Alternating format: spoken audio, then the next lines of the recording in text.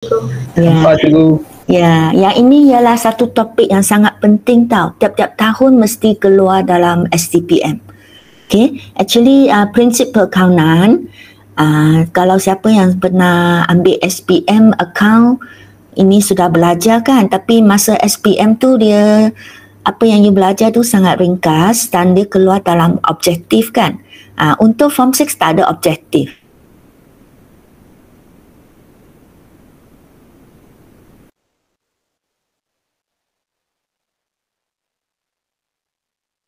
Dan kerana dia soalan popular, jadi mesti kena tahu nanti ada penilaian prestasi Oktober ni. Ini adalah juga satu akan masuk jugalah dalam exam. Okay, so yang ni prinsip perakaunan. So soalan kalau dia keluar, dia suka tanya teori, dia suka tanya definisi. So you kena faham apa erti dia prinsip perakaunan.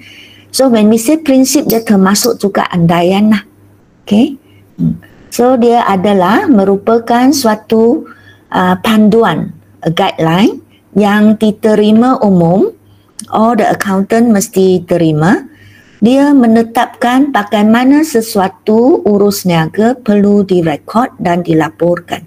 Jadi semua accountant dia buat account, semua ikut yang prinsip perakaunan ni.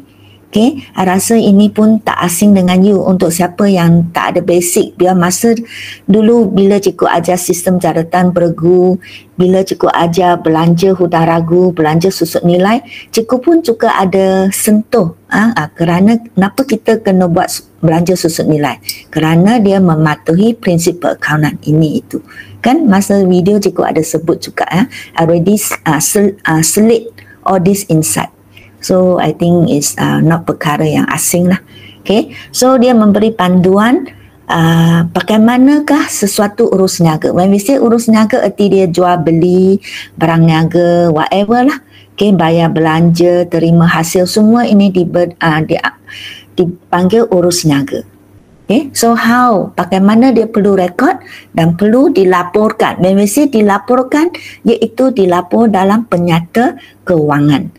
When we say penyata kewangan, dia rujuk kepada penyata pendapatan dan penyata kedudukan kewangan. Penyata kedudukan kewangan. So these two. So macam mana dia nak laporkan dan juga rekod.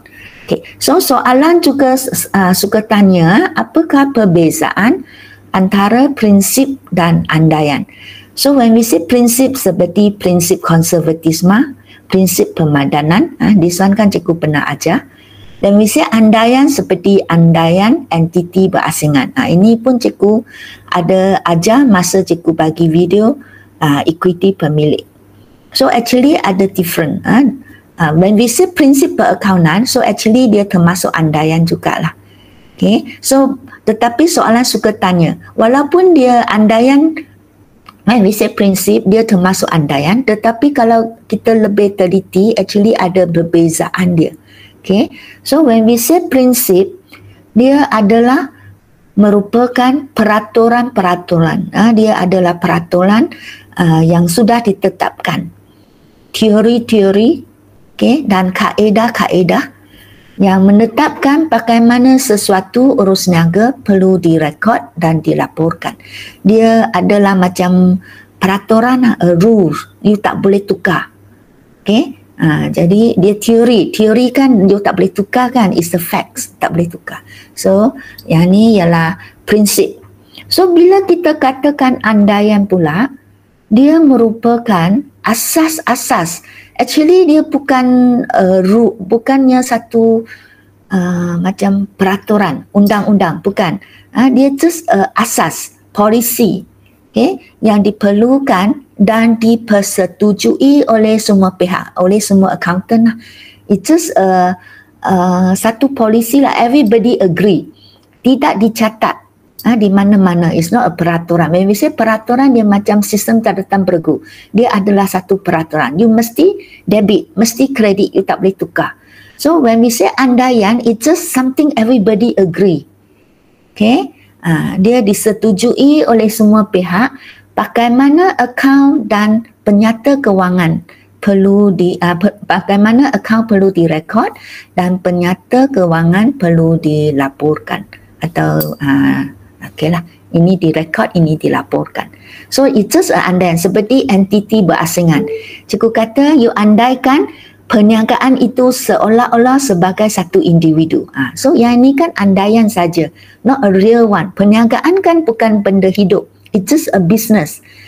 Dan pemilik yang menubuhkan bisnes itu. Tetapi kalau kita ikut andaian entiti berasingan, kita anggap seolah-olah perniagaan itu satu individu. Pemilik satu individu. Okay? Now pemilik pinjam wang dia kepada perniagaan untuk mulakan perniagaan dia. So pemilik seolah-olah sudah menjadi liability kepada perniagaan. So all this like just andaian, imagine only. Jadi inilah andaian perakaunan. Okay. So far okay? Boleh ya? Kalau boleh cukup. Boleh cikgu. Ya, okay. Okay, so kita tengok prinsip perakaunan yang pertama. Nombor 1 ialah prinsip kos sejarah. So, mengikut prinsip ini, semua ini you kena hafal. As I said, prinsip perakaunan ni satu topik yang sangat popular, selalu keluar. Dan salah satu jenis soalan dia minta anda explain the principle. Jadi contoh dia soalan keluar. Terangkan apakah prinsip kos sejarah. Jadi you kena terangkan, you kena hafal lah penerangan dia. Apa itu prinsip kos sejarah.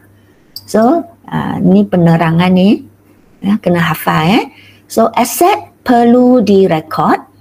Pada kos semasa aset itu diperoleh. So kita rekodkan aset pada masa kos, pada kos dia semasa aset itu diperoleh. Diperoleh erti dia dibeli. So kalau dia beli pada tahun 2000 pada harga katakan kan masa cikgu ajar belanja susut nilai. Kan akaun kenderaan. Cikgu kata you sudah beli 50,000. Walaupun you sudah guna 4-5 tahun, tapi dalam buku, dalam akaun tu is still showing 50,000. Walaupun dia sudah jatuh nilai. Okay, you sudah kira susut nilai untuk dia, you sudah jatuh nilai. But next year and the year after next and the next also, you akan tengok dia masih dalam akaun kenderaan masih direkod pada kos asal dia itu. Pada kos semasa aset itu diperoleh. That mean masa itu dia dibeli. So kenapa masa cikgu ajar, cikgu buat macam tu kerana kita ikut prinsip kos sejarah. Okay. Jadi kos ini ialah definisi dia dan ini penerangan lagi lah supaya anda faham. Kos ini termasuk semua kos yang perlu dilibatkan untuk menyediakan aset itu dalam keadaan yang boleh diguna. So, kadang-kadang soalan akan keluar juga. Contoh dia yang ni nanti ada dalam buku teks juga. Okay, soalan dia pernah keluar dalam exam. Contoh dia, satu syarikat itu dia beli kenderaan, beli van. Van itu diguna untuk bisnes. So, kerana dia diguna untuk bisnes, jadi van itu dia akan dicat lah macam van Kentucky. You pernah tengok tak van lori Kentucky yang McDonald kan? Di van itu kan dia dicat warna ikut yang kalau McDonald merah kuning. Okay, so dia ada simbol M. Jadi semua ini dia merupakan kos kan. You nak cat warna merah, warna kuning, letak logo McDonald, semua ini ada kos. Dan dia sudah boleh mengikut prinsip kos sejarah. Kos-kos semua ini boleh dimasuk sebagai kos aset dia. Kos kenderaan itu. Contoh dia, kalau lori itu, ada van itu, harga dia katakan 100,000. So kerana I nak cat logo syarikat. Contoh dia, I nak cat logo dan cat warna syarikat pada kenderaan itu, kos dia ialah 20,000.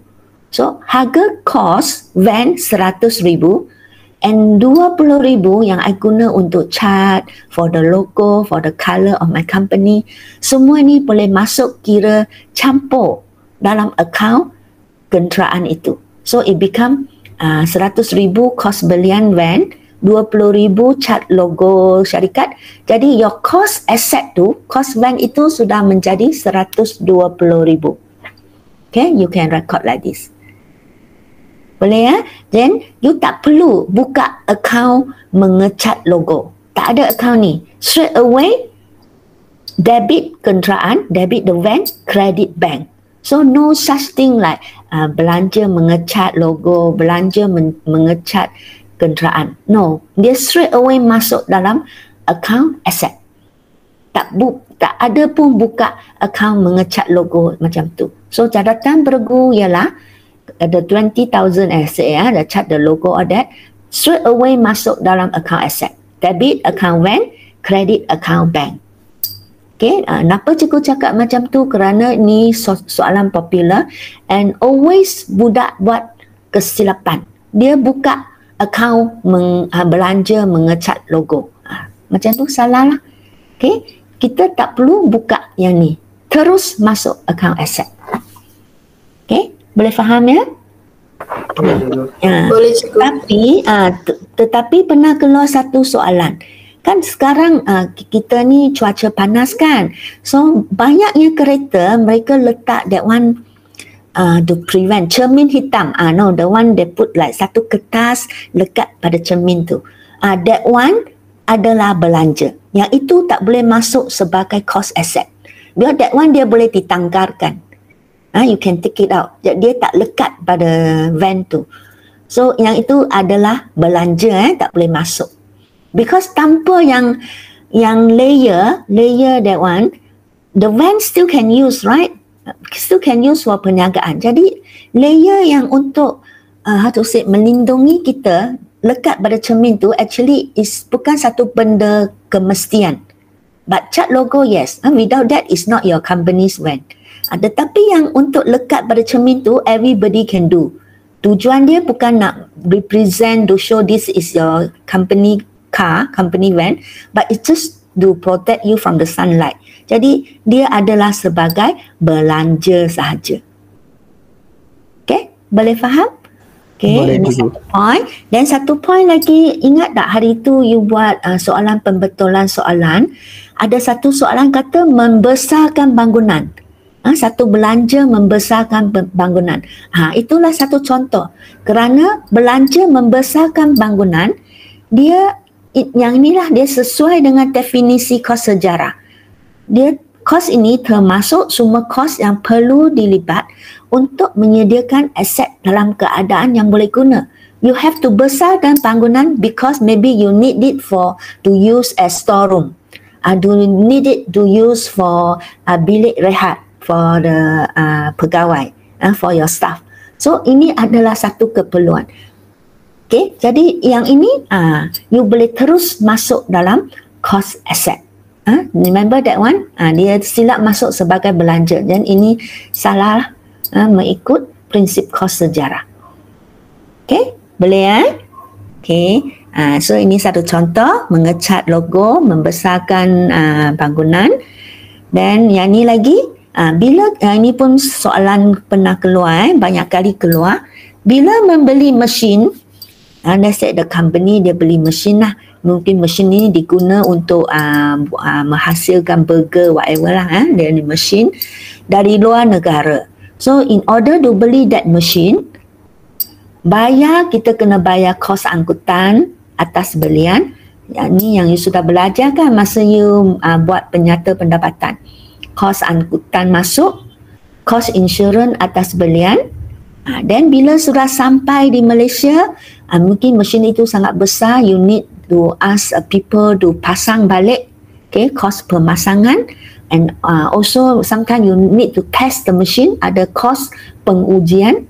So semua kos ini boleh masuk sebagai kos asset. So actually you already know that, you have done that when you sediakan your penyata pendapatan. Kan masa you sediakan penyata pendapatan, bila you kira kos belian, kan you masuk kos angkutan masuk. Insurans atas belian. duty atas belian. Cuma you so far you tak pernah belajar lah kos pemasangan, kos pemeriksaan. Semua actually ini more to form 6 lah yang ni. Jadi semua ni boleh masuk sebagai kos mesin itu. Ya, aset di sini ialah mesin lah, cikgu bagi contoh. So bila you kira kos mesin, jadi you tak perlu buka lah, tak ada account belanja angkutan masuk. Tak ada. Actually dia straight away inside the cost machine itu. You sudah debit machine, credit bank. Okay. Sama juga cikgu tak benar minta you buka account belanja insurans atas belian. Account belanja duty atas belian. No such account, right? Kenapa? Kerana kita ikut prinsip kos sejarah. Yang kos itu terus masuk dalam account machine atau account asset tu. Jadi tak perlu kerana dia bukan belanja. Okay. Jadi so far boleh faham? Boleh cikgu. Yeah. So actually definisi kos sejarah dia termasuk sampai sinilah, sampai yang boleh diguna. Okay. You tengoklah soalan. Kalau soalan dia cuma nak rekod harga aset itu, seperti cikgu katakan, yang kos kenderaan RM50,000. Okay. Soalan dia tak sentuh tentang kos-kos yang ni, kos angkutan masuk, kos insurans atas belian. So you bagi definisi, tak perlu masuk ayat yang kedua lah. Just the ayat pertama cukup. Tapi kalau soalan dia ada kaitan, seperti cikgu katalah, dia company tu beli van, dia cat logo, dia membayar road tax, all that. Kalau macam tu, erti dia soalan dia sudah termasuk ayat yang kedua ni. So bila you explain, bila soalan minta you explain kenapa kos mengecat logo tu masuk dalam kos asset, then you have to use the ayat kedua untuk explain. So you kena flexible lah. Okay, untuk form 6 ini banyak you have to be flexible. Dia bukan sesuatu yang, how to say, it's something that you have to be flexible lah account. That's why I said you can boleh cuba banyak soalan, tapi in the exam you will think that soalan ni tak pernah dibuat. That's why dia banyak test your basic, your main basic. Jadi soalan dia boleh berbagai-bagai. Okay. So your basic must be very strong lah. Tapi cikgu nampak lepas cikgu ajar pembetulan kesilapan, many of your basic dia nampak sudah semakin bagus lah. Especially cikgu tengok Syama, Hema, Erika, Arya. Kalau Yushen pun sudah improve. Okay. Yichun nampak masih blur sikit. Okay, mungkin kerana sebelum tu dia tak rajin buat latihan. Tapi kalau Yichun rajin, dia boleh. Yang paling rajin itulah yang cikgu mention. So I can see improve a lot. So thank you so much. So boleh cikgu teruskan? Boleh cikgu. Yeah. Okay, so ini prinsip yang kedua, wang sebagai ukuran. Okay, so yang ni apakah explanation dia? Hanya urus niaga yang dapat dinilai dengan wang ringgit akan direkod. Kalau apa yang cannot measure by money, tak boleh direkod.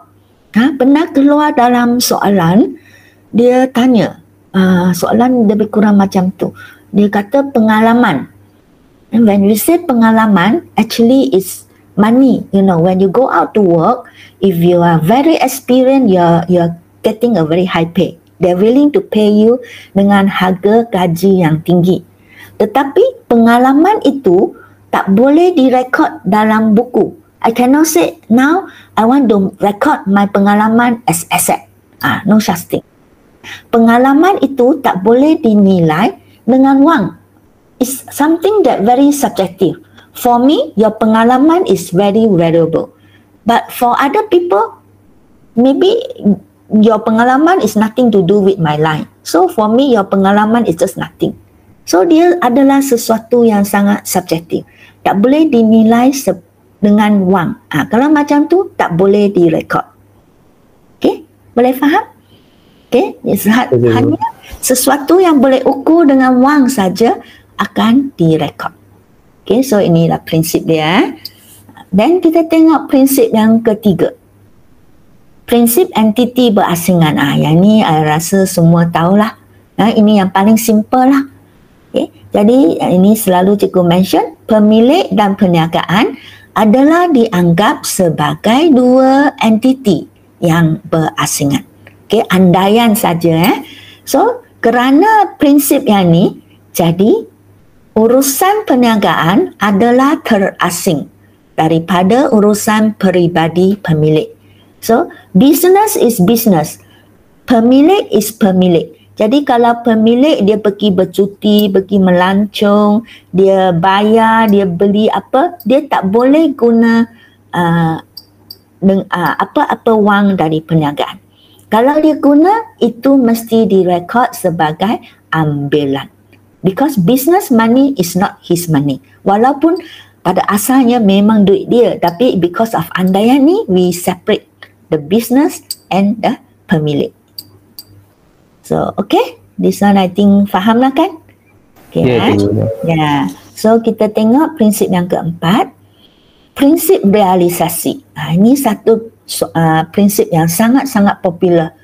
Always come out in the exam. Prinsip realisasi.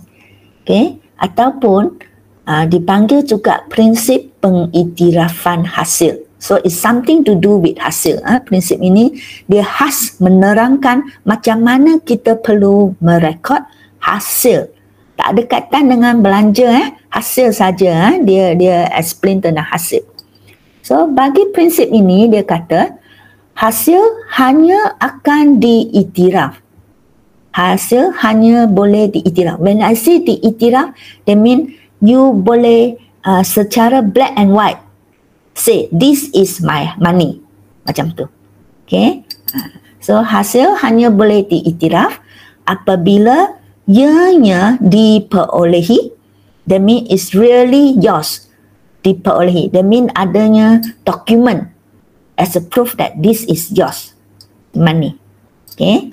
Apabila ianya diperolehi ataupun barang perkhidmatan telah diserah kepada pelanggan dan aplikasi. Maksudnya aplikasi mean tanggungjawab wujud. Okay. So apabila ianya diperolehi, kalau you tak nak pun tak apa, you can just make it very simple. Hasil hanya akan diiktiraf apabila barang atau perkhidmatan telah diserah kepada pelanggan dan aplikasi wujud. Erti dia macam ni. So, macam jualan kredit. Jualan kredit, you jual kepada dia, betul? And you didn't get the money because kredit erti dia hutang. You jual kepada dia, dia hutang you, tetapi kita anggap dia sebagai hasil jualan, and that jualan kredit kita akan rekod di dalam penyata pendapatan sebagai hasil jualan. So, kenapa? Why we do that? Kerana kita mengikuti prinsip realisasi. Walaupun dia not yet pay. He not yet pay to me. But, I sudah serahkan barang kepada dia. Jadi, I boleh iktiraf. That jualan is my hasil jualan already. Okay? Boleh faham? Tanggungjawab wujud erti dia, aplikasi kerana I sudah serah kepada dia, now is his tanggungjawab to pay me. Aplikasi is now his beban, his tanggungan to pay me back the money. Because that is my hasil. I can iktiraf as hasil because I already serah the barang kepada customer, kepada anda. So now is your aplikasi, your tanggungjawab to pay me that money as hasil. Boleh faham? That is prinsip realisasi. Ya, cikgu. Mengikut prinsip ni, once barang sudah diserah, perkhidmatan sudah diberi, I iktiraf that is my hasil. Okay, ya? Boleh faham ya? Boleh, cikgu.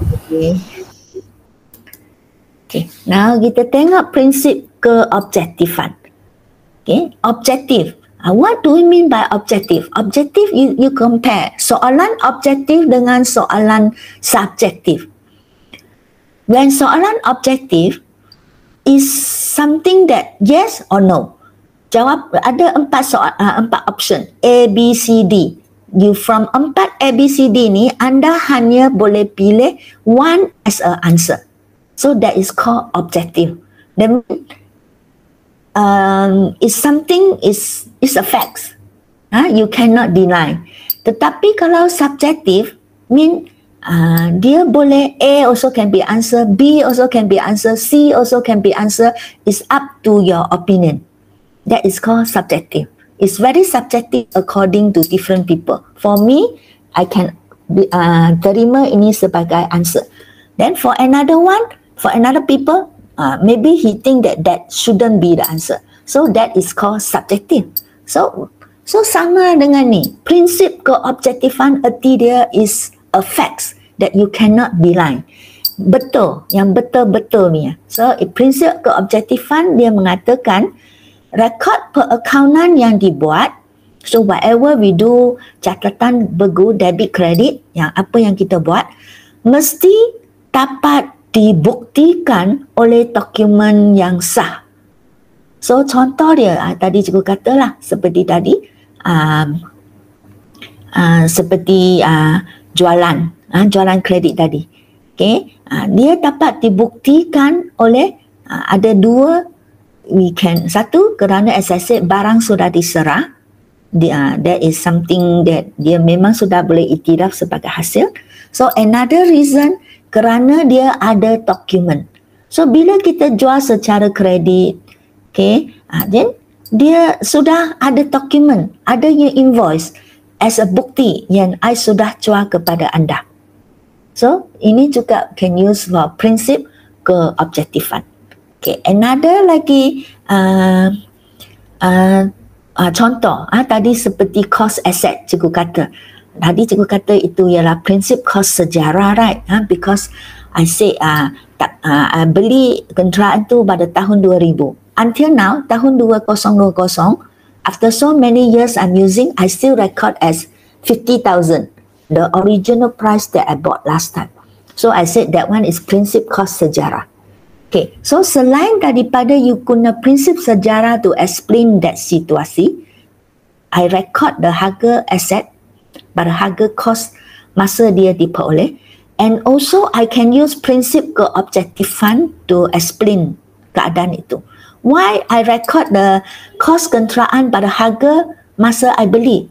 Kerana masa I beli dia ada dokumen yang sah, right or not? Bila kita beli sesuatu, sure I have the receipt, I have all the syarat, I have something, a document as a proof. When I buy the house, I bought the bangunan, I bought the office, adanya perjanjian, okay, purchase and sales the agreement, semua ini adalah dokumen yang disah, yang sah, yang sebagai bukti of the harga belian aset itu. So pernah keluar dalam exam, dia tanyalah macam ni, kos bangunan dibeli as I say lah tahun 2000, pada sekarang dia masih rekod pada harga yang sama. So apakah prinsip dia? Dan soalan kata anda tak boleh guna prinsip kos sejarah sebagai jawapan. Pernah keluar soalan macam tu. Bagilah prinsip selain daripada prinsip kos sejarah. So kalau macam tu, the only principle you can use to explain kenapa I record pada kos harga masa I peroleh walaupun sudah lepas beberapa tahun, kerana I mematuhi prinsip keobjektifan di mana harga belian bangunan ini dapat dibuktikan oleh dokumen yang sah. Okey, boleh faham? Faham cikgu. Faham ya? Okey. So sekarang cikgu explain prinsip yang ke-6. Prinsip kematerialan. Ini pun prinsip yang popular juga.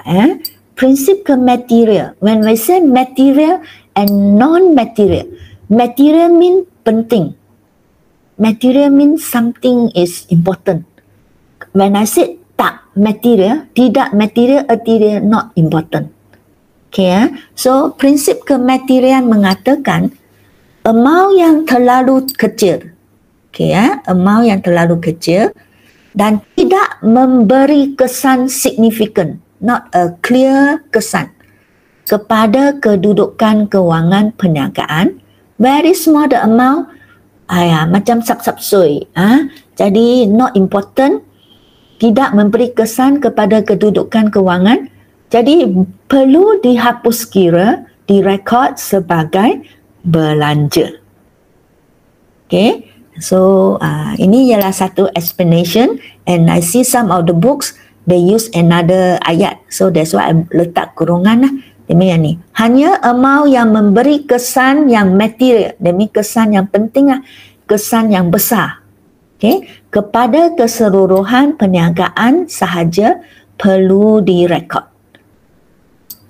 So you want to be complete, kalau exam markah dia tinggi sikit, you can use the whole thing here as to explain.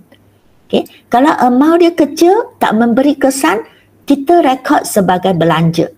Tapi kalau amount dia very besar, dia kalau kita rekod sebagai belanja, dia akan efek the untung bersih.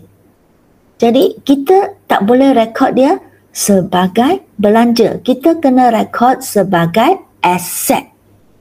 So that's why you tengok, kalau I beli kenderaan 50,000, actually it's a belanja, right? Because I keluar wang what? I bayar what? Actually this is belanja. Then why 50,000 I beli kenderaan tu tak rekod sebagai belanja? When I buy the kenderaan, actually it's belanja. Why I didn't record as belanja? Because of this prinsip kematerialan.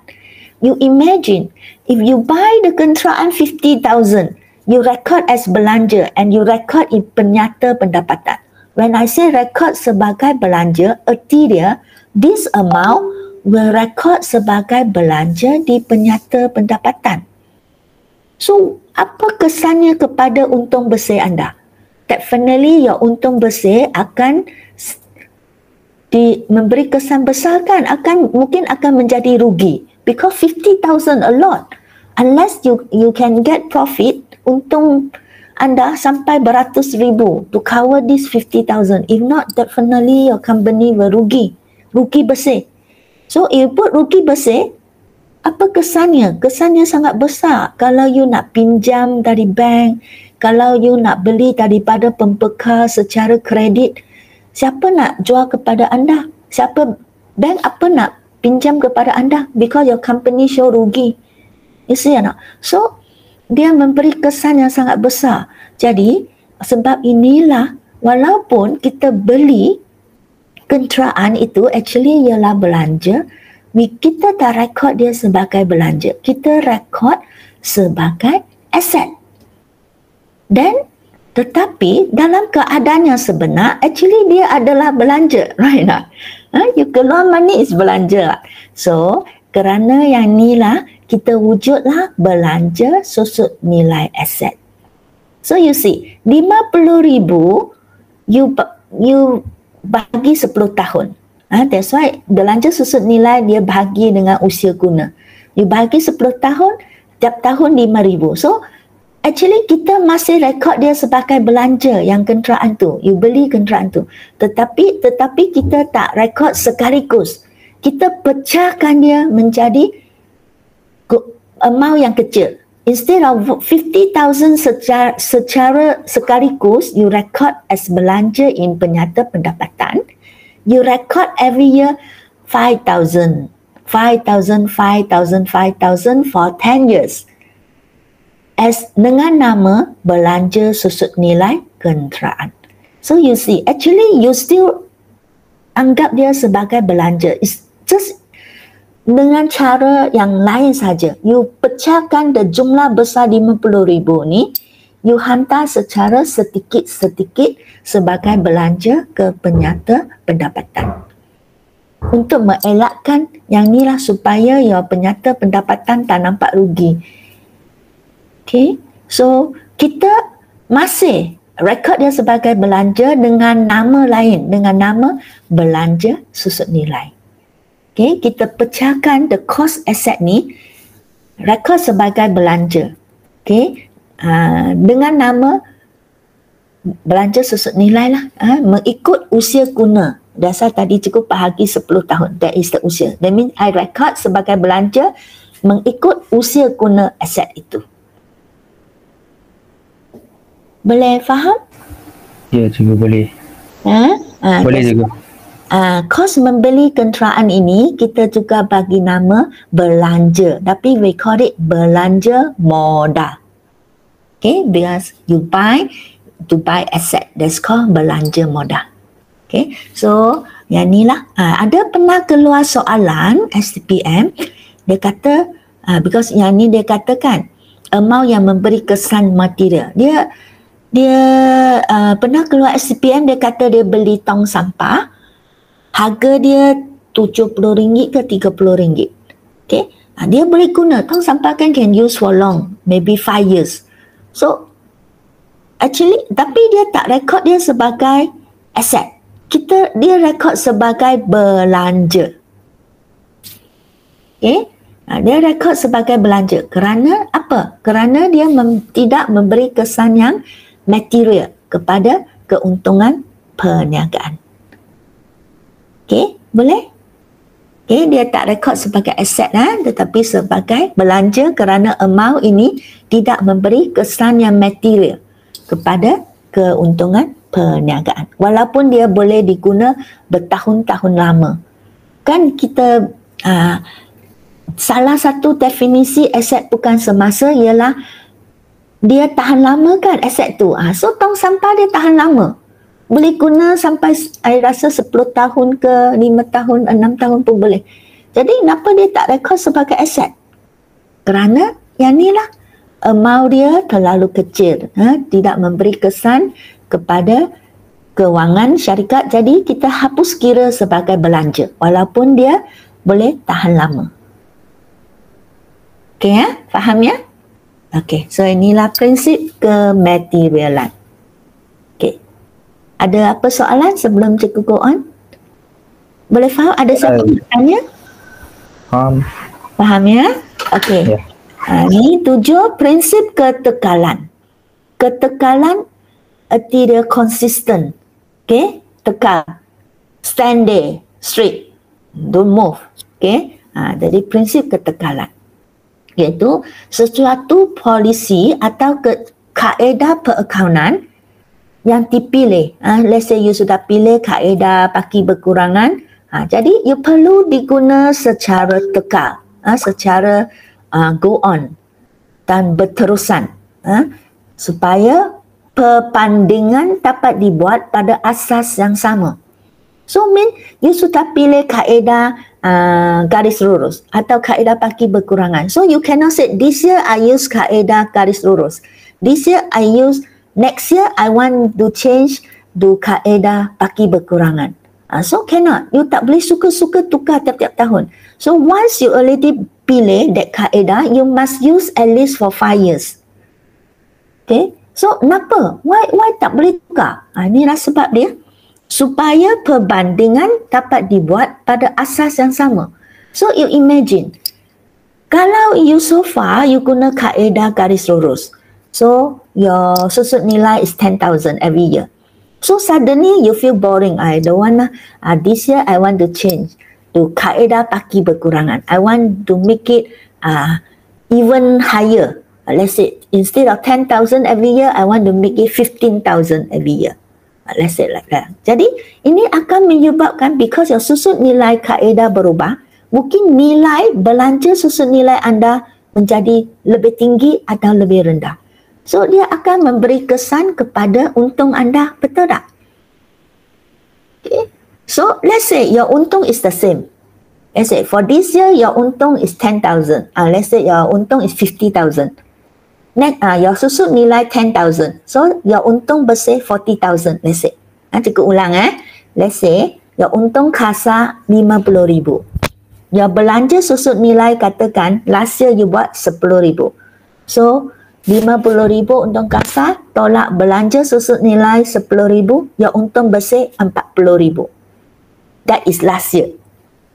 Let's say this year, sama juga, your untung kasar masih RM50,000. Andaian masih RM50,000. Tetapi you tukar your kaedah perakaunan, kaedah belanja susut nilai. So instead of 10,000 susut nilai, you make your susut nilai become 5,000, lesser, let's say. Last year 10,000, this year you make it lesser, 5,000. So untung kasar 50,000, tolak 5,000 belanja susut nilai, your untung bersih 45,000. So then orang akan nampak, wow, this year your company very good. Your untung last year 40,000, this year 45,000, very good business, earn a lot. But actually, is it true? Your untung bersih lebih tinggi this year, not because your business very good. It's just because your belanja susut nilai, you sudah menjadi, instead of 10,000, you sudah kurangkan menjadi 5,000. So, secara tidak langsung nampak untung bersih anda sangat tinggi. But actually, ini bukan satu kenyataan yang betul. So, nampak tak? So, sebab macam tu, kerana dia adalah belanja, the kaedah, it might be the belanja, so it might affect your untung. Dan dia akan memberi satu gambaran yang tak benar tentang your keadaan kedudukan kewangan. So, that's why, kita kena, how to say, the kaedah kena samalah. So that, yang memberi kesan kepada untung not because of this kaedah change, it's because the real belanja sudah naik. Okay, boleh faham? Okay, so when you're comparing the same thing, barulah adil. Nampak tak? Ada siapa yang masih tak faham? Ya, cikgu. Boleh faham ya? Boleh. Okay, jadi inilah sebabnya kita tak tukar-tukar kaedah dia. So you tak tukar, jadi it's fair lah dibanding pada asas yang sama. Okay. So kita pergi kepada poin 8. Prinsip konservatisme. Yang ni pun cikgu selalu sudah ajarkan masa cikgu explain belanja belanja hutang ragu. I think I use this one. Okay. Susut nilai juga kan. Okay. So prinsip konservatisme ialah satu prinsip yang berhati-hatilah, very careful. Okay, di mana dia mengatakan semua belanja yang mungkin berlaku, whatever that merugikan perniagaan, kalau belanja make your untung jatuh, right? Semua belanja yang mungkin berlaku perlu direkod, because dia mengamalkan prinsip berhati-hati. So better I record as a belanja. Takut nanti you tak record, dia akan memberi gambaran yang tak betul kepada untung anda. So walaupun belanja ini belum berlaku, but kemungkinan besar akan berlaku. Like the hutang ragu, belanja hutang ragu might happen. So kalau macam tu, walaupun not really dia tak boleh bayar dan penghutang, but I still record as belanja hutang laku, tolak dengan the untung kasar. So why? Kerana I ikut prinsip konservatisme ni.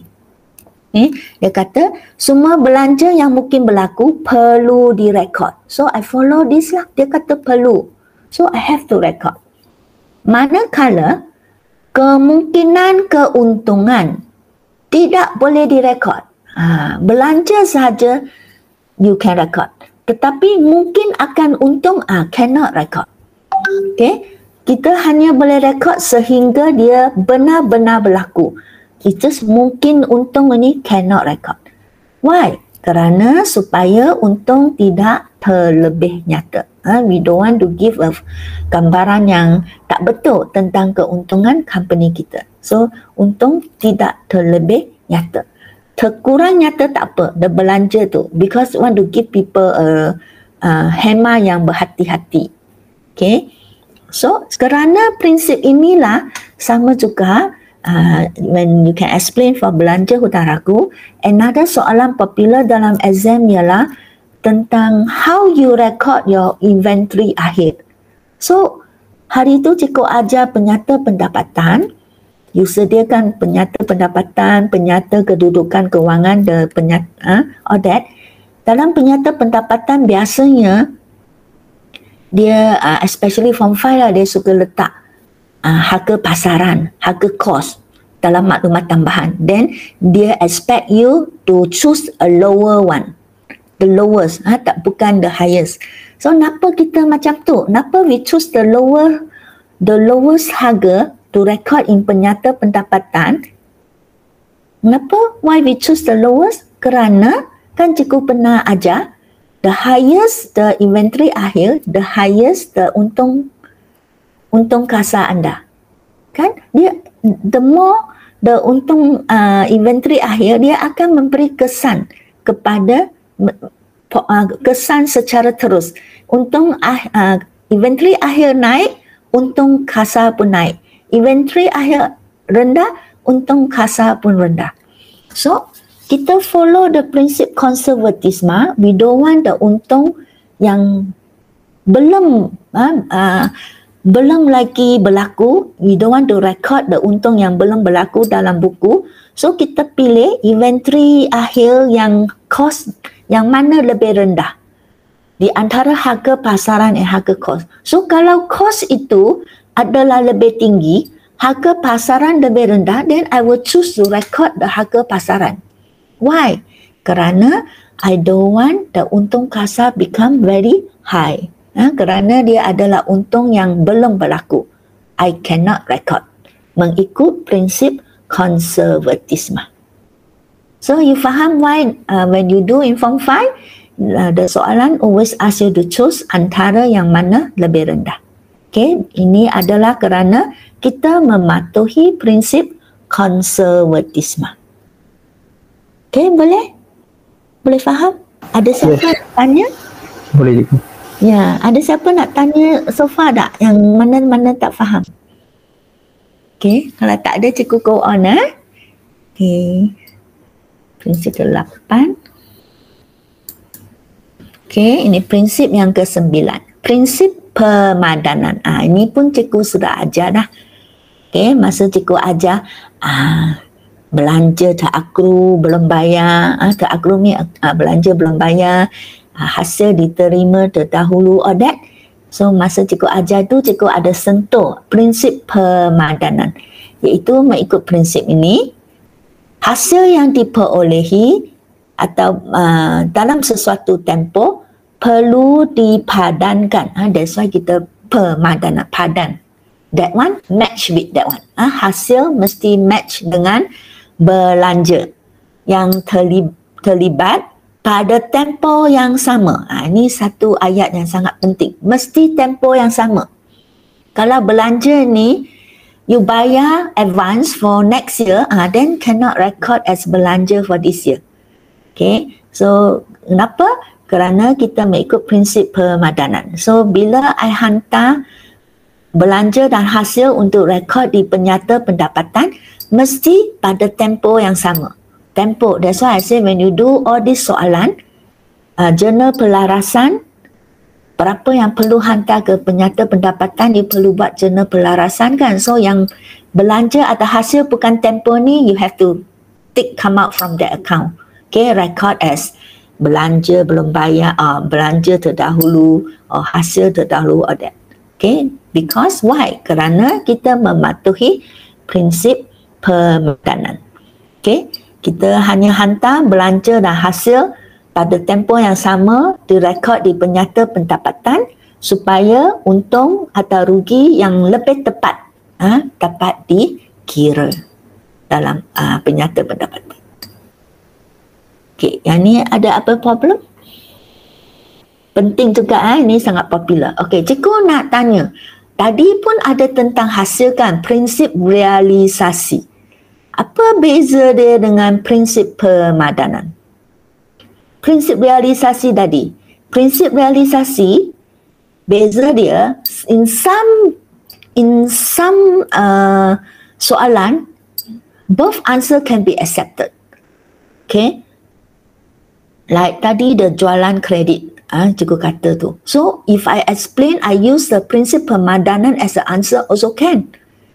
Because the jualan hasil jualan, walaupun I tak terima tunai, because jualan kredit is hutang kan, dia hutang I, tetapi dia masih hasil dalam tempoh ni. So is betul juga mengikut prinsip pemadanan. So kalau soalan keluar yang ni, you can use either both one. Prinsip pemadanan, prinsip realisasi to explain this. Okay, or you can use this one as a prinsip keobjektifan also lah. Because ada document kan. So now this one I don't want to say about prinsip keobjektifan. So I want you to compare prinsip realisasi and prinsip pemadanan. So for jualan kredit can, okay, because both also talking about hasil. So how about belanja? Let's say I'm talking about belanja.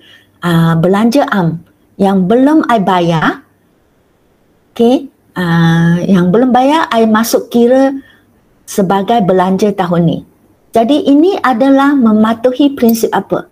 So can I use prinsip realisasi to explain about belanja Boleh tak? Tak. Bagus. Kenapa tak boleh? Sila explain. Kenapa when I talking about belanja yang belum bayar ni, ambil kira dalam sebagai belanja. Why I cannot use prinsip realisasi to explain? Ada siapa nak cuba? Sebab itu prinsip realisasi hanya untuk hasil. Tapi ini untuk belanja dan hasil pun boleh. Yes, very good. Ini siapa ni? Bagus ya. Syarma. Yeah, Syarma very good. So that means Syarma very clear. When we say realisasi, is only explain the hasil. Tetapi when we say pemadanan, it can use for hasil and belanja. So that is the difference. Okay, and also when you use prinsip pemadanan, you can change a bit the ayat. Di sini I put the hasil yang diperoleh in front.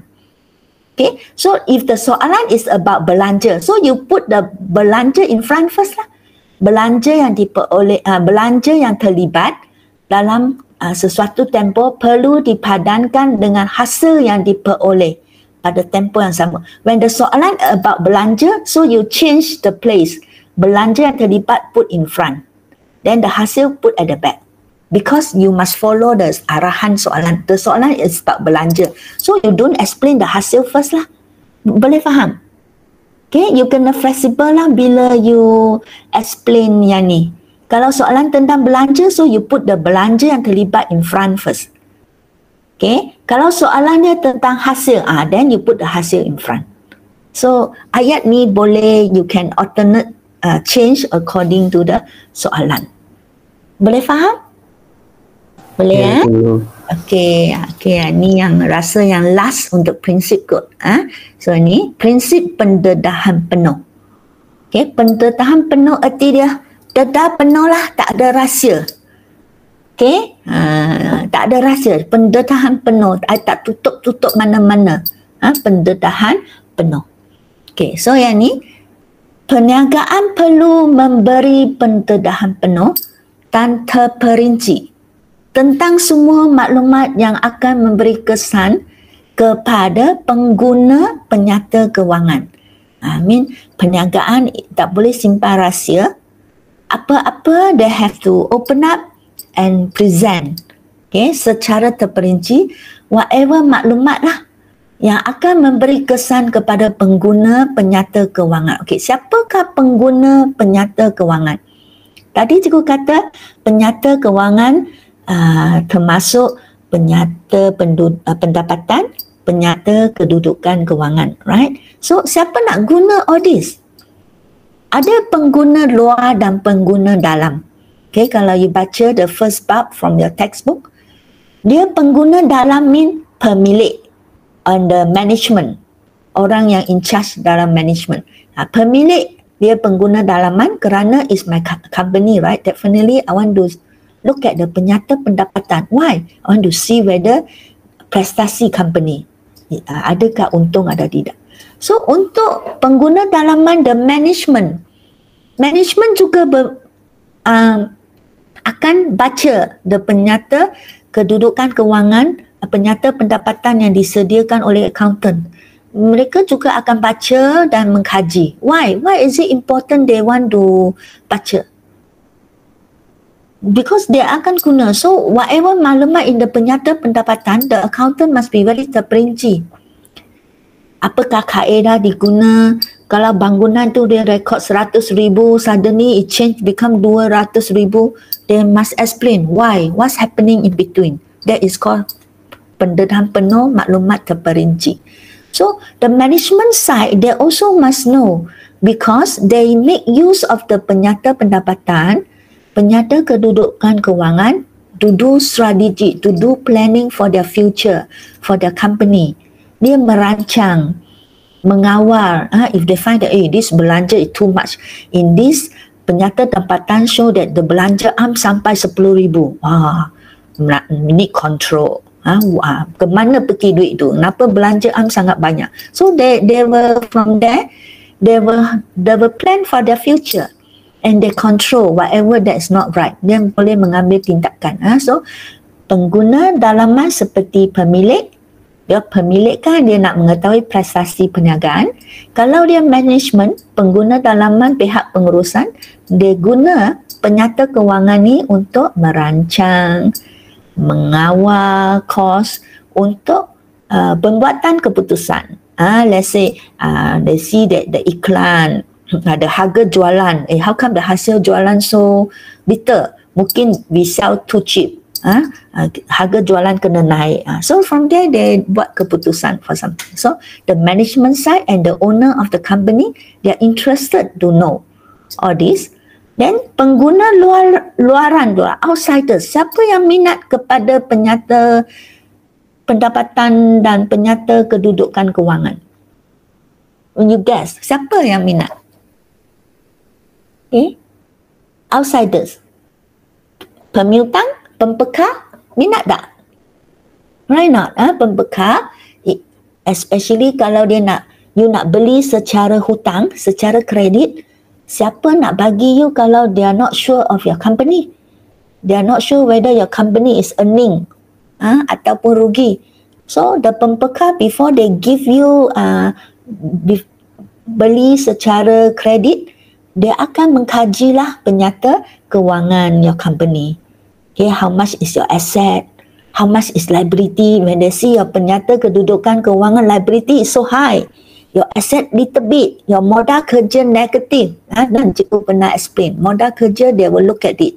Modal kerja ialah asset semasa tolak liability semasa. Kalau modal kerja negatif, mean your liability semasa more than your asset semasa. Okay, so very teruk lah yang keadaan kedudukan kewangan. So all these outsiders seperti pemiutang, pembekal, they want to know before they make a decision to give you hutang. Okay, pihak bank pun sama. Nak pinjam, they will ask you, please submit your penyata pendapatan and penyata kedudukan kewangan. Okay, then selain daripada pihak bank, pemiutang, then pelabur. Okay, the people who like to beli saham-saham. Let's say your company is jual saham, is listed in the pasaran saham.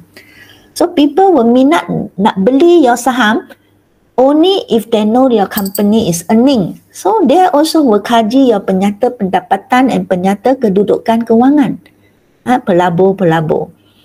They will, before they invest, so they want to know your penyata kedudukan kewangan. So your penyata kewangan must be very terperinci lah, pendedahan yang penuh.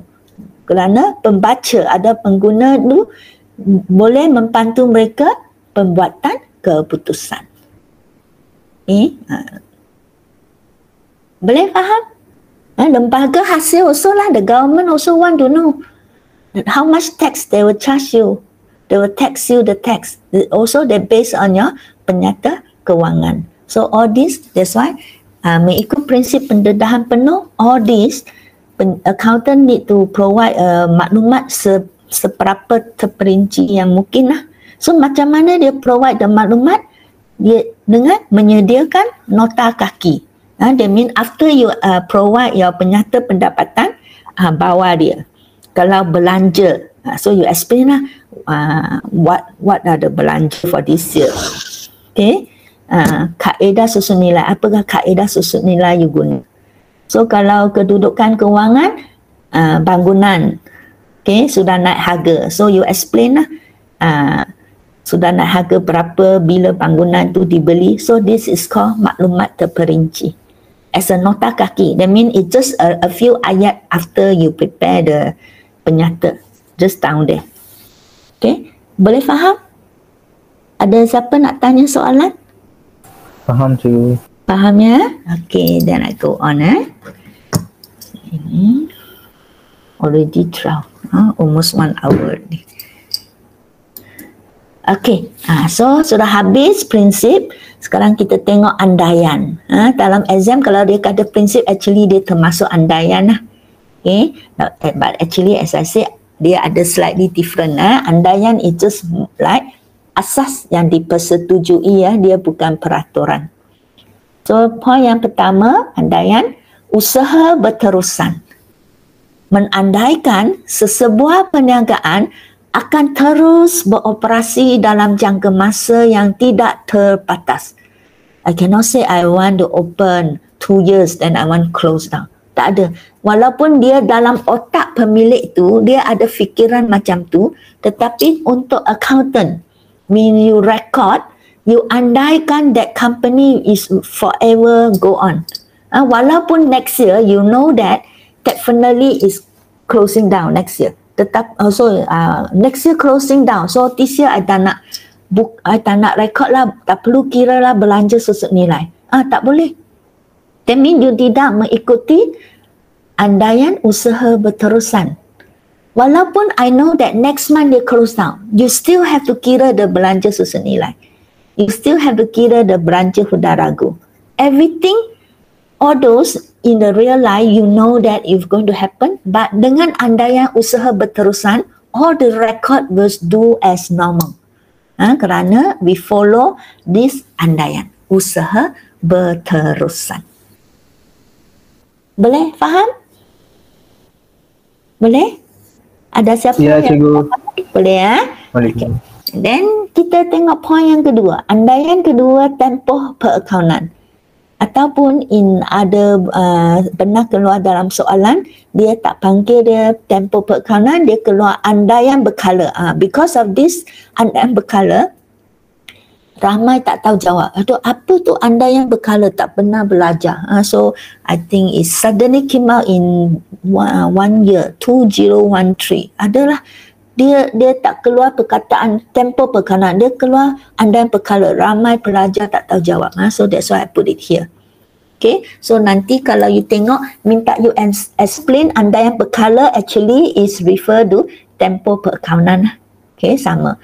So mengikut andaian ni, laporan kewangan, demi laporan kewangan itu penyata pendapatan, penyata kedudukan kewangan lah.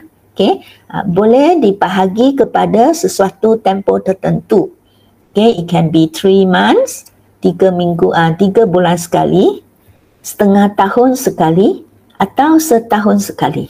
Okay, tujuan dia untuk menilai prestasi perniagaan. Okay, that mean all the business dia mesti ada tempoh perakaunan dia. From where to where.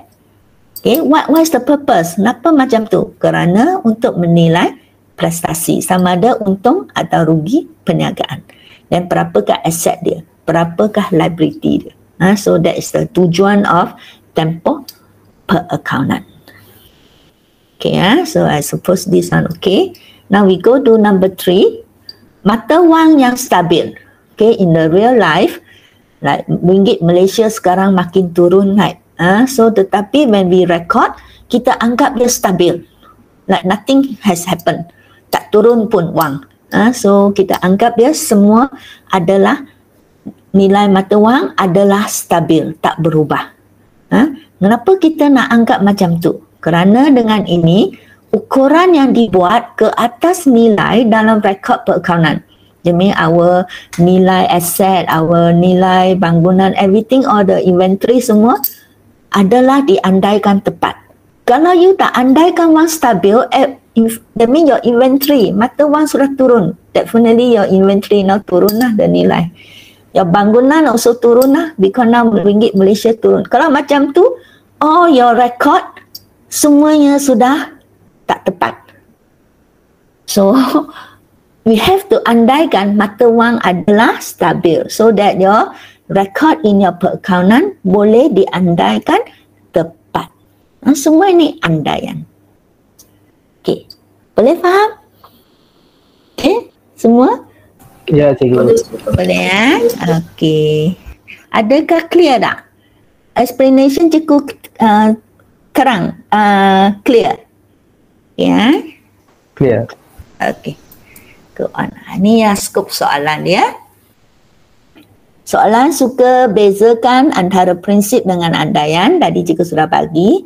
Tadi cikgu tak bagi nota lah. Slide ini seperti nota lah. Okay, kalau boleh you print out lah. Okay, masuk dalam file. I rasa kalau college buka for form 6 kita tak guna buku. Semua ialah file. Or tulis dalam A4 test pack. Test pack. Jadi kalau cikgu tak bagi, you want have nota, slide ini you print out lah. Kalau tak nak print out, you boleh salin. Salin ataupun print out lah, up to you. So you keep all this inside the file. Okay, latihan juga yang so far you sudah buat. Sila file in. Kalau tidak nanti exam we got nothing to rujuk. Blank. We don't have buku rujukan. Form 6 account you cannot find anywhere. Itulah susahnya account. Tak ada buku teks pun. In fact, the one that you buat itu bukan buku teks. The one we have, it's just the only reference book. But I use as buku teks. Itu pun now very difficult to find in pasaran. Okay. So, susah lah. Okay, so please keep all the thing that you have. Cikgu bagi. Itu pun cikgu pun actually tak banyak bahan yang cikgu boleh bagi, setakat mana yang cikgu boleh saja. Okay. So ini skop soalan membezakan antara prinsip dengan andaian, mentarifkan maksud. As I said, you kena hafal lah apakah maksud kematerialan, apa maksud kos sejarah, apa maksud realisasi, semua you kena hafal. Okay. Tapi kalau you sudah faham, nak hafal tak ada problem lah. Okay, as the thing should be. Yang penting you faham dia automatically inside your otak already. Okay, then ini point 3. Silap cikgu letak. Point 3 menyatakan sama ada sesuatu amalan peniaga itu mematuhi atau tidak mematuhi. Ini pun suka ditanya dalam exam. Dia bagi anda satu ayat, then dia minta you explain. Adakah dia mematuhi atau tidak mematuhi prinsip perakaunan? Dan kalau you kata mematuhi, then dia minta anda bagi alasan. Kalau you kata tidak mematuhi, you juga kena bagi alasan. Why you say dia tak mematuhi. Okay, so far ini jenis soalan yang pernah keluar lah. So ini contoh soalan cikgu bagi. Katakan Encik Zainal ni tidak mengguna bank perniagaannya untuk membayar perbelanjaan peribadinya. Okay, income tax dia, whatever perbelanjaan dia, dia guna bank dia sendiri. Tak guna bank account business. So, adakah dia mematuhi atau tidak mematuhi? Dan bagi alasan. So, inilah contoh jawapan. So, I say, mematuhi prinsip entiti berasingan. Kerana, you kena explain lah. Biar dia kata bagi alasan kan. So you cannot just stop here. Okay, you stop here, that means you sudah hilang markah. So you kena ikut soalan. Dia minta bagi alasan, you guna the prinsip, the definisi prinsip to help you to explain. So you say, kerana mengikut prinsip entiti berasingan, perniagaan dan pemilik adalah merupakan dua entiti yang berasingan.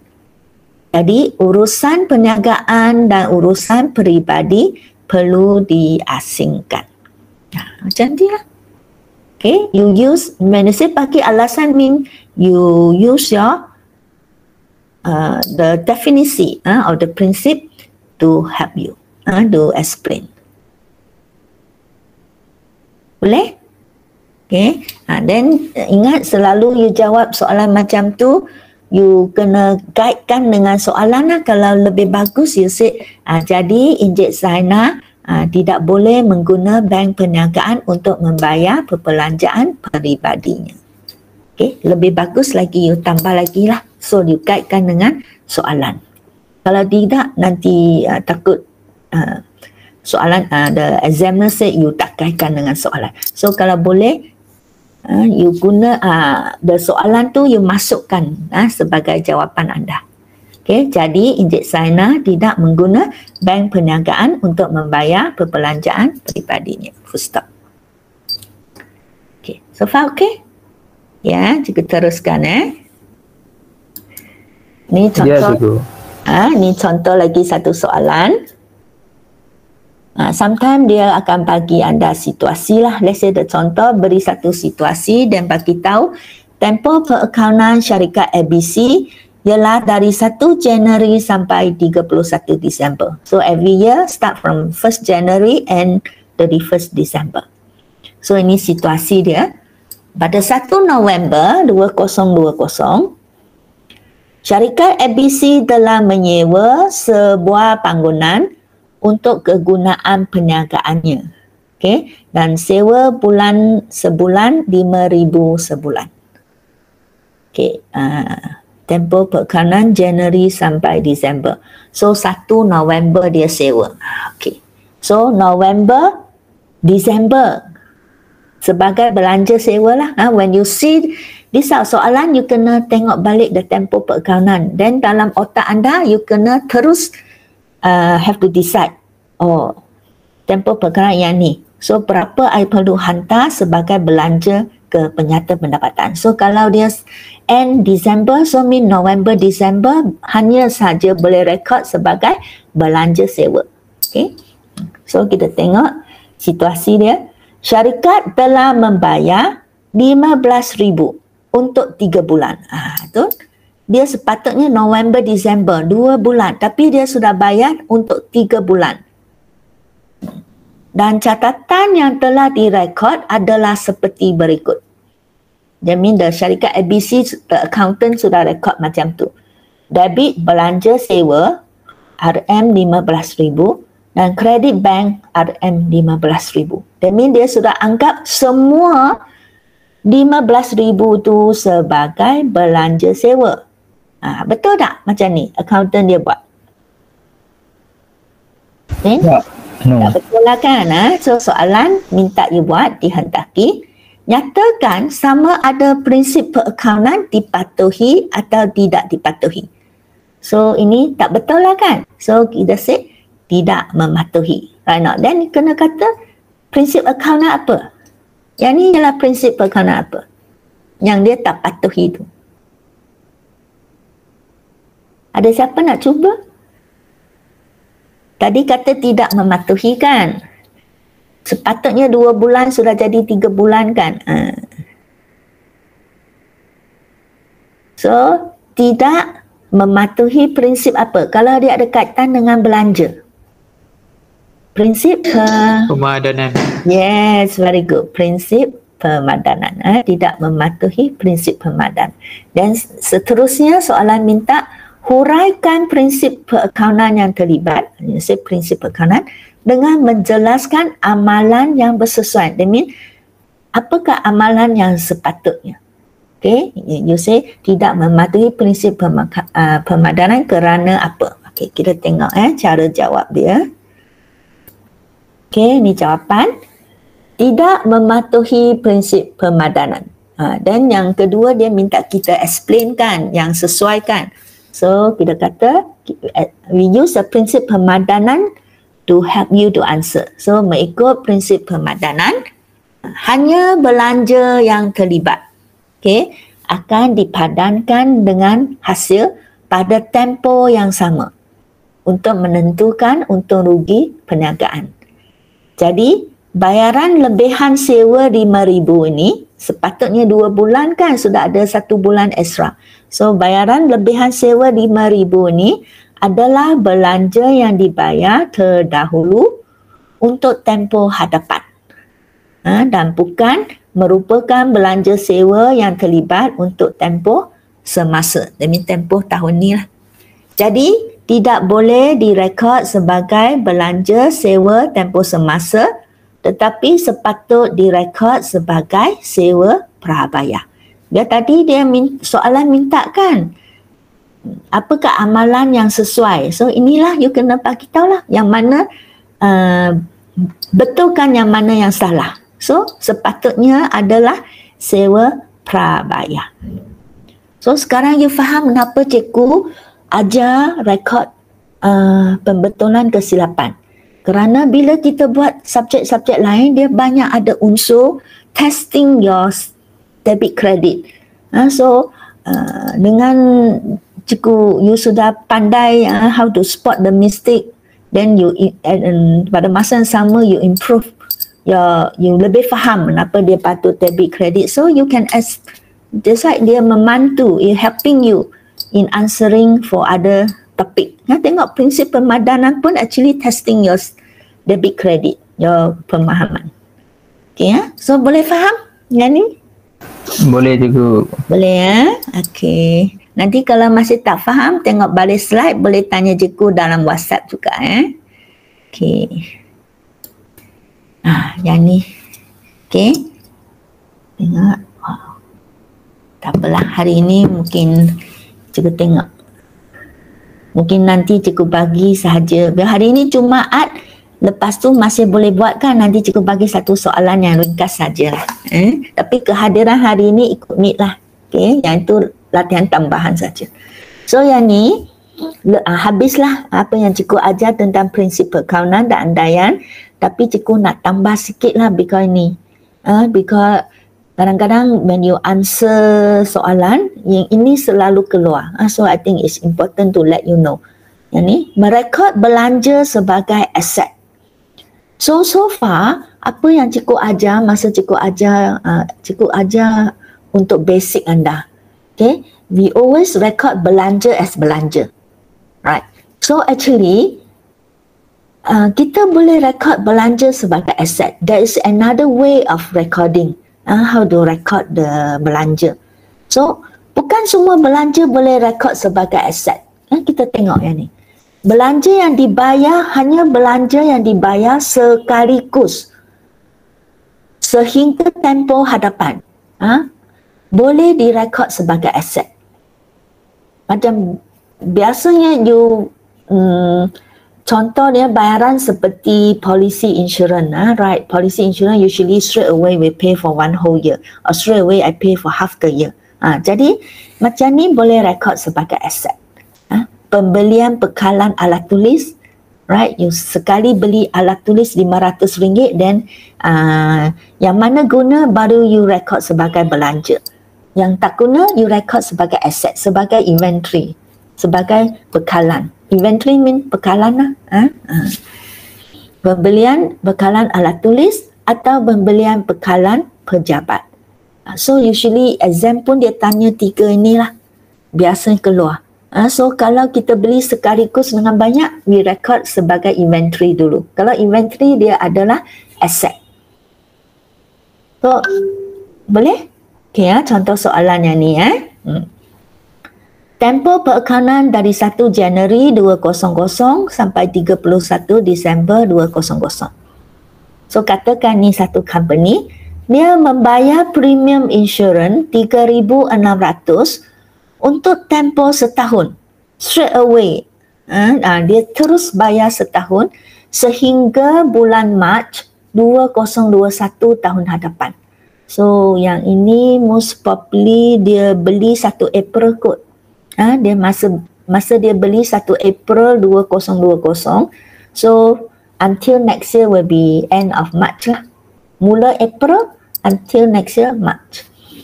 So tetapi tahap tempoh perakaunan kita ialah 31st December. That means I sudah bayar 3 bulan lebih awal. Until December, but you pay until next year March. Sudah you pay for January, February and March next year. So sudah bayar 3 tahun lebih. Okay, macam mana nak rekod? Cara merekod. So far, yang cikgu ajar ialah merekod sebagai belanja. Now we learn merekod sebagai aset. Okay, so I anggap the whole year, the insurance that you pay that one, I record sebagai aset dulu. Aset itu mesti debit. So, I anggap dia sebagai insurans prabayar. So, I debit insurans prabayar 3,600. Then I pay, right? So, I credit bank 3,600. Okay. Then, end of the year, Disember 31, I kena sediakan penyata pendapatan kan. So, I kena buat pelarasan kepada semua belanja hasil on my asset. So, I buat catatan pelarasan pada akhir tempoh. So, insurans prabayar yang I pay until next year, but now is December. So, yang I sudah bayar lebih 3 bulan tu, I kena keluarkan daripada prabayar lah. Okay, kita tengok. I keluar, yang, oh God, I credit. So, I make a mistake here. Okay, wait lah. The jumlah sudah salah. So, nanti cikgu akan baiki lah, I post again. So, yang ni, insurans prabayar 3,600, 600 minus 900, 2700. So, actually yang ni, sepatutnya ialah 2700 lah. Okay, bukannya 900. That means I already record 3,600. Now, I nak keluarkan 2,700 because until December is how many months? 9 months lah. Okay. 9 months sudah boleh menjadi belanja insurans. Because the insurance cover you until December. So, dia sudah menjadi belanja kan. So, sorry ini bukan 900 ini ialah 2,700. So, I keluar daripada asset because now no more your asset. Insurance already cover you until December. So, it now become belanja. So, I keluar this one 2,700. Then, I jadi dia sebagai belanja. So, debit 900. Okay, wait I see if I can change.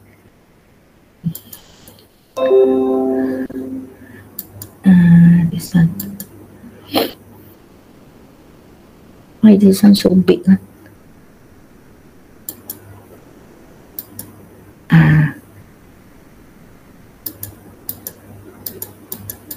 Oh, it's because of the slideshow.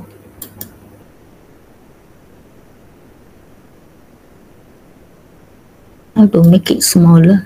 Oh, you cannot smaller. Oh, okay. I want to change.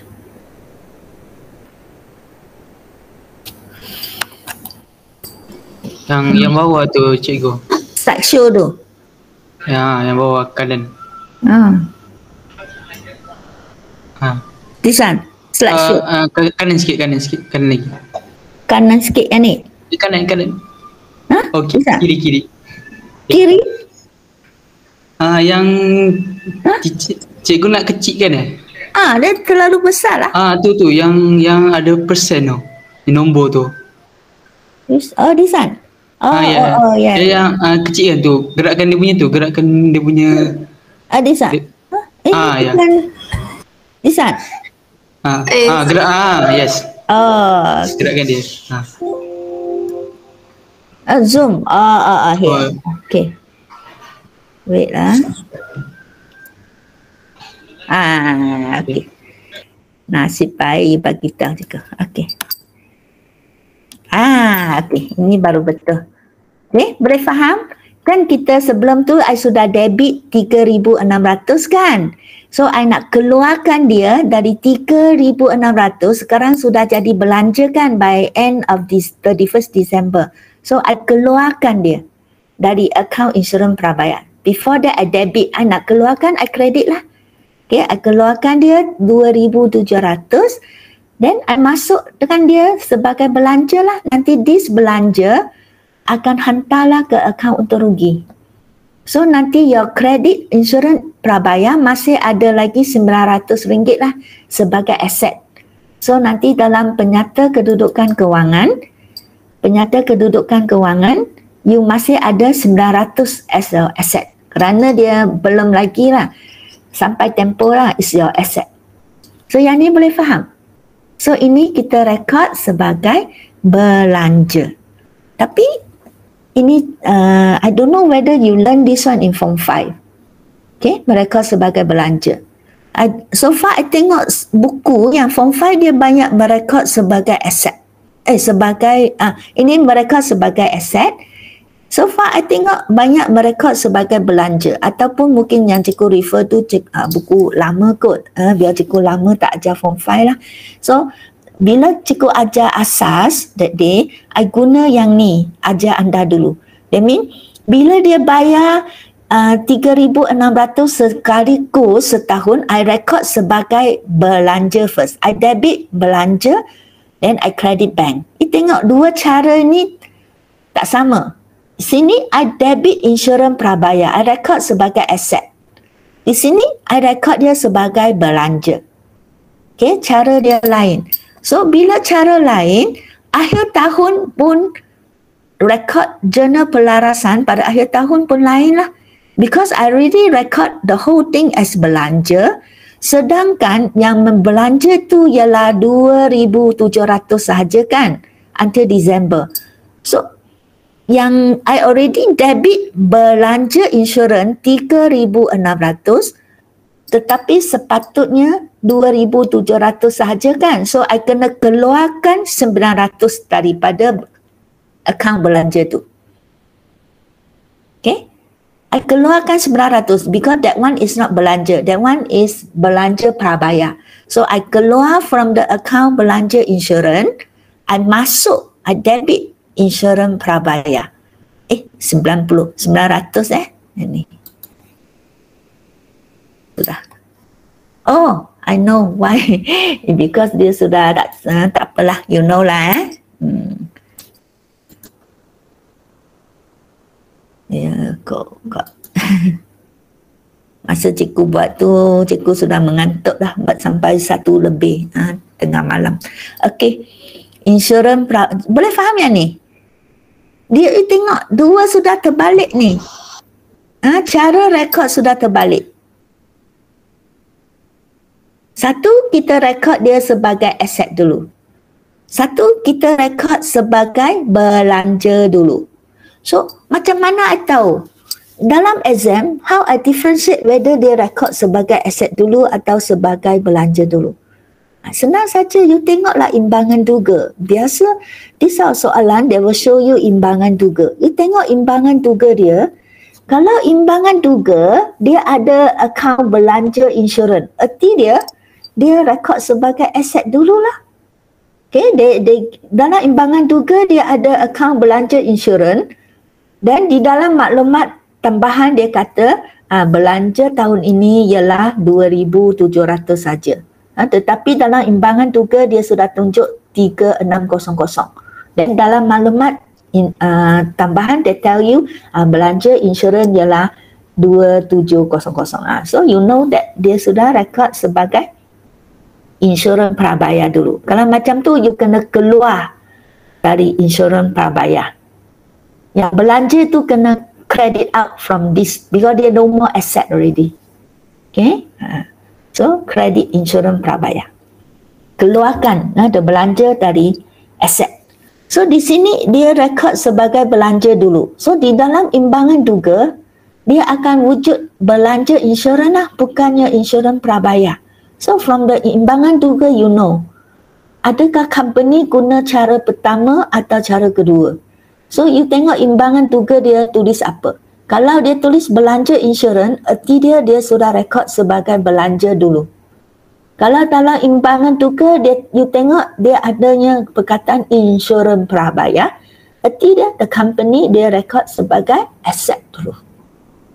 Okay, so kalau you sudah tahu dia cara rekod sebagai aset dulu atau belanja dulu, then you know macam mana nak buat. Kalau dia rekod sebagai aset dulu, you keluarlah dari aset, masuk dalam belanja.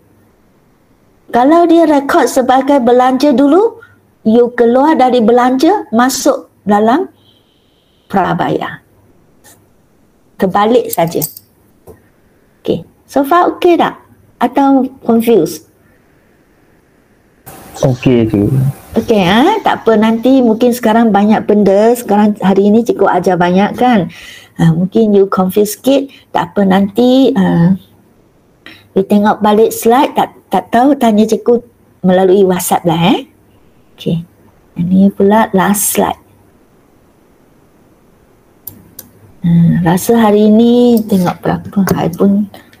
Oh sorry lah, you nak pergi ku sembahyang kan last one Okey, ini hasil belum terperoleh. Ini klik so that it become bigger.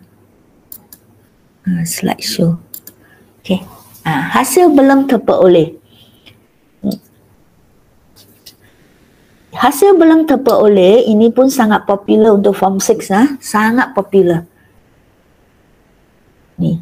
Yang ni apa maksud dia? I ingat form 5 pun ada sudah belajar dah. Okey. Dia hasil belum terperoleh ialah hasil untuk tempoh hadapan. Actually bukan hasil tahun ni, tetapi you sudah dapat duit tahun ni. So it's not your money actually. Hasil untuk tempoh hadapan tetapi telah diterima lebih awal. Okay. So kerana it's not your money, it's not hasil dulu, jadi tidak boleh diiktiraf sebagai hasil lah. Kerana belum sampai tempoh. So dia kalau you rekod sebagai hasil, anda sudah salah mengikut prinsip realisasi. Kerana prinsip realisasi kita hanya boleh iktiraf hasil hanya kalau kita peroleh hasil itu. Kita belum terperoleh, tak boleh iktiraf. Okay. Kita prinsip realisasi kalau barang sudah serah. Di sini most probably soalan ada kaitan barang belum serah lagi. Jadi dia tak boleh rekod sebagai hasil. Jadi direkod sebagai hasil belum terperoleh. Dia adalah liability kepada perniagaan kita lah. It's not your money but the customer pay you first. So dalam keadaan yang mana, in what situation the customer will pay you money even they not yet receive anything from you. Inilah contoh dia. Menerima wang tempahan. This one usually happen lah, wang pesanan, wang order money. They order something first, they pay you money first. Okay, menerima wang tempahan daripada pelanggan. This one usually making order from the you pay them. You scared that nanti tak dapat kan, nanti orang lain sudah dapat, so you faster make an order first. So if you are the company, your customer pay you order money, so that money is not your money yet. Kerana barang belum dihantar. Remember the prinsip realisasi, hasil hanya diiktiraf setelah barang dan perkhidmatan sudah diberi dan barang sudah diserah kepada customer. Kalau belum, tak boleh iktiraf sebagai hasil. Okay, so you receive the order money now, tetapi barang niaga hanya dihantar pada bulan hadapan. So, how to record? Semasa menerima wang tempahan, you get the money, so you debit bank 3,000 and you cannot credit hasil jualan because it's not yet, you not yet bagi dia barang. Okay, you kena mematuhi prinsip realisasi. Barang belum diserah, tak boleh anggap sebagai hasil jualan.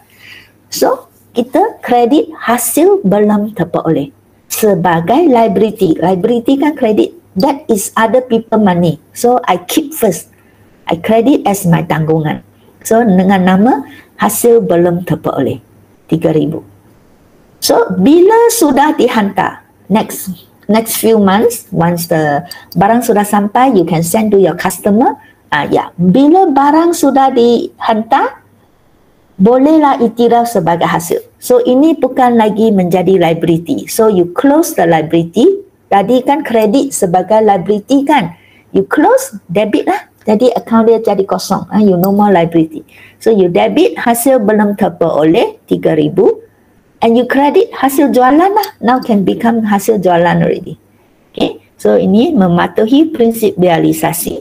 Hasil diiktiraf apabila barang sudah diserah kepada pelanggan. So far okey? Boleh faham? Okey? Ya, cikgu. Ya, kalau boleh faham ini last lah. Last one yang cikgu ni. Tak apa, rasa sekarang pun sudah almost 1. Okey. Jadi cikgu hari ini is next week cuti kan? Tak apa, cikgu untuk hari ini cikgu bagi masa you baca balik slide, fahamkan, and you have textbook, you read back apa yang cikgu dalam dia pun ada explanation. Okay, you read back. Dan Isnin, as I said, walaupun cuti kan kerana your exam kan 3 ke 4 Oktober. Cikgu ada lagi topik nak ajar, dia masuk dalam exam, jadi cikgu akan terus ajar jugalah bagi latihan next week tentang yang ni. Boleh Isnin nanti cikgu bagi latihan. You cubalah. Boleh Boleh cikgu. Okay, so I stop sharing.